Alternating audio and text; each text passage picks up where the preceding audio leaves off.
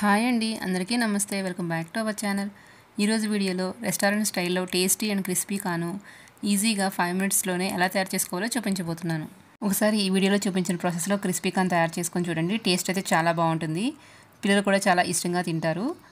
ముందుగా crispy corn తయారు చేసుకోవడం కోసం ఒక స్వీట్ కాన్ తీసుకొని దాని గింజల్ని ఒలిచిపెట్టుకోవాలి. స్వీట్ కాన్ గింజలు త్వరగా ఒలుచుకోవాలంటే ఫస్ట్ ఇలా 1 లేదా 2 లైన్లని గింజలు తీసివేసుకోవాలి. ఆ తర్వాత మనకి క్విక్గా స్వీట్ కాన్ అంతా ఈజీగా ఒలుచుకోవచ్చు.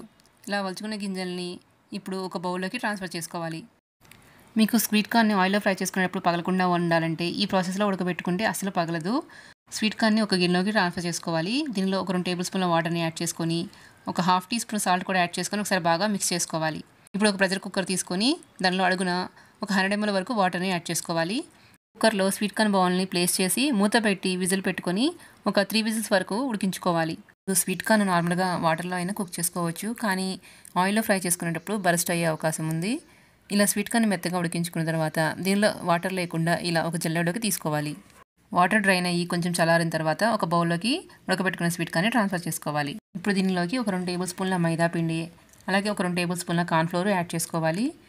కొంచెం క్రిస్పీనెస్ కోసం ఒక టేబుల్ స్పూను రైస్ ఫ్లోర్ కూడా యాడ్ చేసుకోవాలి. అలాగే ఒక 1/2 టీ స్పూన్ చిల్లీ పౌడర్, కొంచెం పెప్పర్, అలాగే కొంచెం సాల్ట్ యాడ్ చేసుకోవాలి. ఇప్పుడు వీటన్నిటిని బాగా కలుపుకుంటూ స్వీట్ కార్న్కి పిండి అంతా కోట్ అయ్యేలాగా మిక్స్ చేసుకోవాలి. ఇలా ఒకసారి బాగా మిక్స్ చేసుకున్న తర్వాత కొంచెం వాటర్ని యాడ్ చేసుకొని పిండి అంతా కార్న్కి పట్టుకునేలాగా మిక్స్ చేసుకోవాలి. ఎక్కువ వాటర్ యాడ్ చేయ అవసరం లేదు.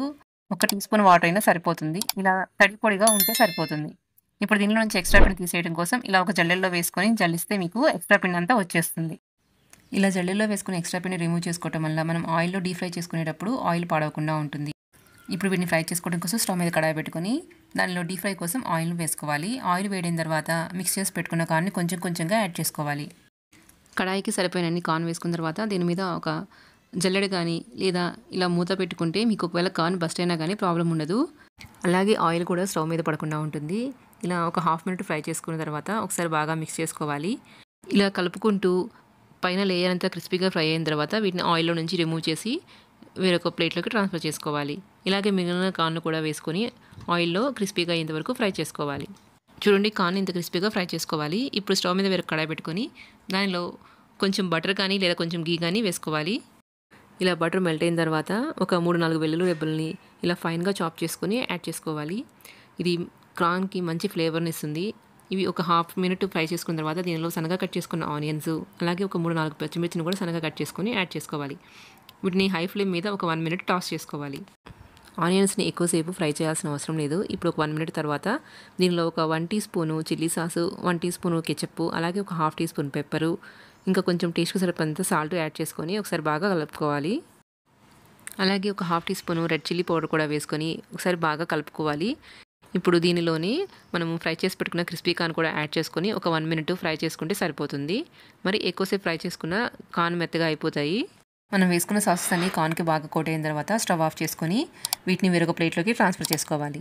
ఇప్పుడు సర్వ్ చేసుకునే ముందు ఈ కార్న్ పైన కొంచెం కొత్తిమీర అలాగే ఆనియన్ చల్లుకుని సర్వ్ చేసుకుంటే టేస్ట్ చాలా బాగుంటుంది. అంతేనండి, ఎంతో టేస్టీగా ఉండే restaurant style crispy corn ready అయిపోయింది. టేస్ట్ అయితే చాలా బాగుంది. ఒకసారి మీరు కూడా తప్పకుండా ట్రై చేసి ఎలా వచ్చాయో కామెంట్ సెక్షన్లో కామెంట్ చేయండి.